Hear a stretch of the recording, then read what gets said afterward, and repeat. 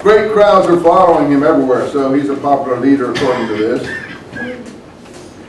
This is Matthew chapter 8. A leper came and worshipped him. And then Jesus touched him and says, "Be clean." And instantly he was clean. So we're going to get a whole barrage of episodes of that kind. People touching Jesus and being clean, being made clean or being cured, or one of the episodes, I don't know if we'll come to it here, there's a woman, you should have read all this by now yourselves, and looked in, just to get familiar with everything, because I haven't given you a lot of homework. A woman comes to him with a flow of blood that's not ceasing, play on the menstrual thing, and she comes and touches him, and the blood flow ceases and things like that. This is the superhuman, magical, I think actually, the Asclepius persona.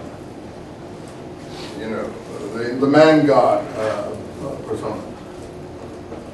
Asclepius.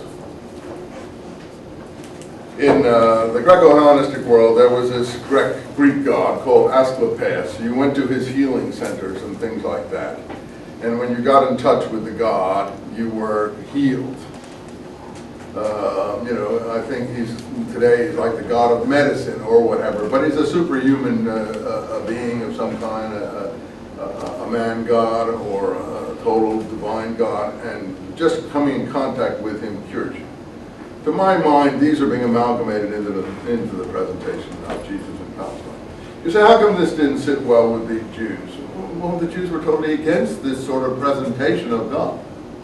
Okay, so you had things like this in the Moses episode where he puts his hand in his shirt and it comes out leprous, he puts it back in and it's cured, or he cures Miriam's leprosy and stuff like that. There's a few things like that. And I'm not sure Jews I'm not trying to, go to battle for them. I just don't think they took it very seriously, honestly. And so a couple of things in the Elijah, but I don't think Elijah ever touches anyone and cures them. He resurrects someone, as I recall. There's some miracles in the Elijah-Elisha sequence in Kings that are recapitulated here in the Gospels. But mostly that kind of stuff where they're touching the Messiah and they're being cured, or he's spitting in their eyes or spitting in their ears and they're being cured and stuff like that. That's really more Mediterranean. You say, well, what do you mean? You don't believe that? I don't think it's historical. You can think what you like, but we're talking about the historical Jesus here. We're not talking about the Jesus of not mythology. I don't like that. The Jesus of the literary, supernatural Jesus. If it's a supernatural being, then we have nothing to do in this class. We can pack our books and go home. Because if there are supernatural beings walking around, or people from outer space or someplace like that, then that defy the laws of gravity and cause and effect and so on, then we might as well close our book. And of course, that's what the believer really does say. Paul at one point says, if Jesus did not rise from the dead, then I am no Christian. I know it's a question of the belief aspect of your persona, and I'm not against that, but in the university, we automatically reject, as I've told you, interruptions in the law of causality in any department in this university. If we were to entertain it here, then the people in the physics, the history, computer, chemistry would laugh at me as someone who's teaching, should be in a church or a synagogue or someplace like that. So you say, well, what do you do with those things? Well, basically set them aside. Leave them for the church, or there are no miracles in Islam except the Quran, and we have a good time, how should I put it politely, making light of that particular miracle, although one is impressed by the poetry of it.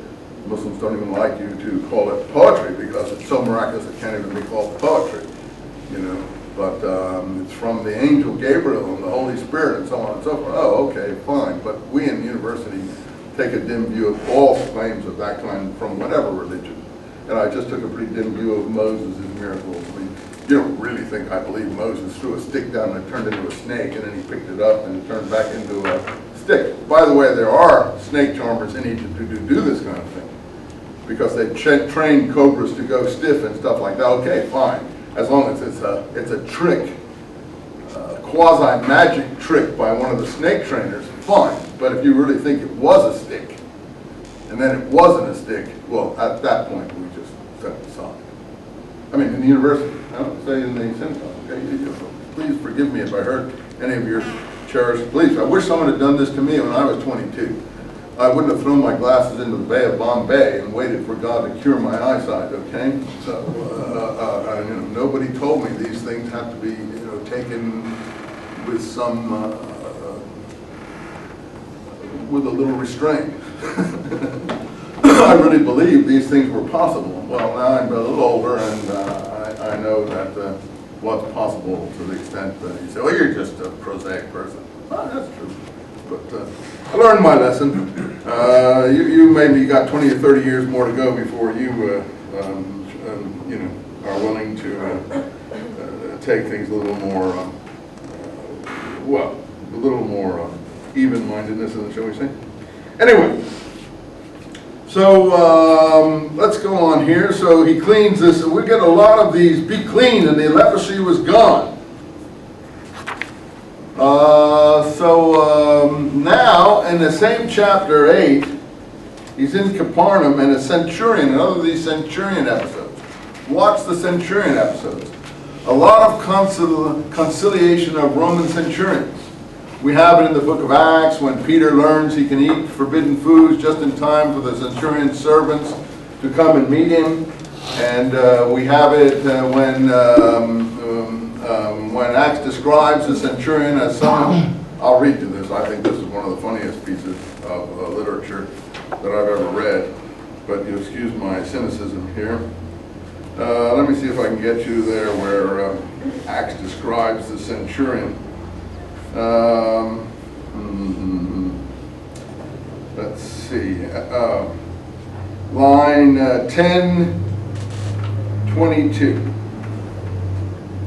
See, 21, I am the one you seek. And by the way, that seeking word is very important in the Damascus document. If you read my book, you'll see it's called the seeking the Torah, seeking the Resh HaTorah, the seeker after the Torah. Very important terminology.